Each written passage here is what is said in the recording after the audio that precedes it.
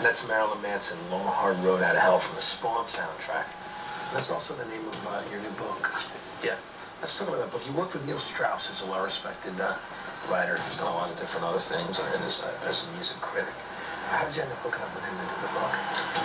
He interviewed me for Rolling Stone, which turned out to be, at the time when he did the interview, it was just supposed to be a short piece, and I told him that it was going to be the cover, but he didn't agree with me.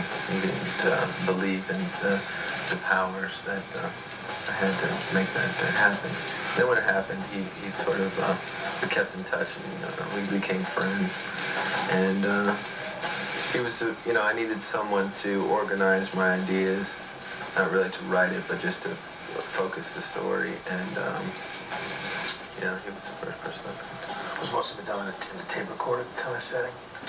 It was different settings, for each chapter, really.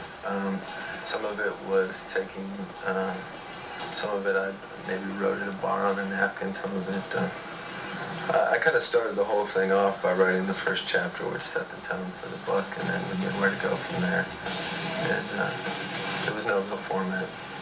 Yeah, it was, you go through a lot of, you show a lot of your history, obviously. When you talk about some of the things that happened in the last year or so during that tour, there's some dates on there and locations towards the end of the book, too. There's a bunch of different stuff going on. I heard that you said that, once you wrote this book, you got a lot of stuff out. Stuff seen personally that you needed to get out. It was like a therapeutic situation, and you're not the same person since then. Can you reflect on that? Yeah, look back and read it. It's like reading about someone else's life. So I can learn from what I did. And I wouldn't say that I necessarily grew up, but I don't think I feel the need to repeat anything in my past now. I have the ability to go on from here and do different things. Much more depraved.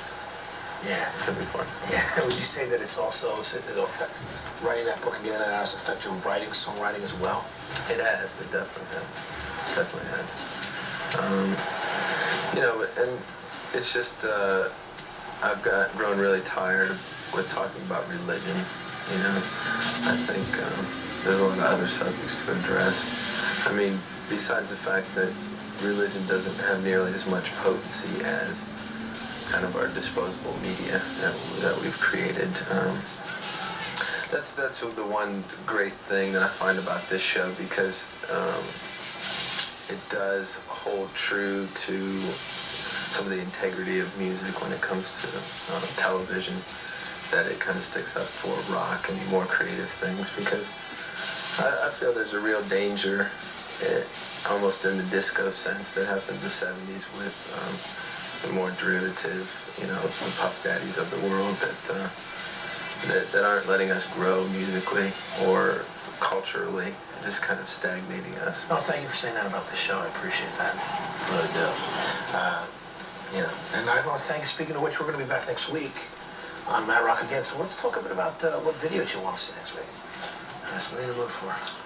We've had talks about that cool 60s TV show, The Prisoner. Yeah. Of course, going back to the early Iron Maiden. Well, I think if we provide a dynamic spectrum, anywhere from Iron Maiden to Lionel Richie, and whatever kind of falls in between. Listen, thanks a lot for coming to Mad Rock. We'll be back next week with more. Great. Excellent. Trip like this. I'm Matt Pinfield. This is Mad Rock. Time now for track 1 on the Spawn soundtrack.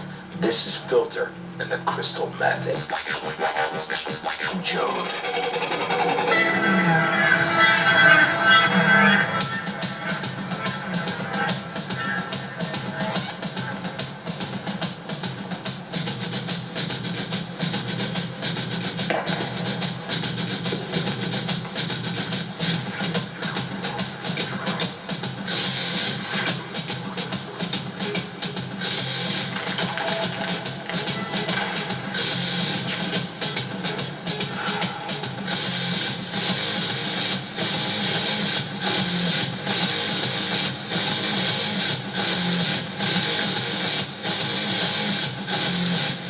The beautiful people, the beautiful people, the beautiful people, the beautiful people, the beautiful people, the beautiful.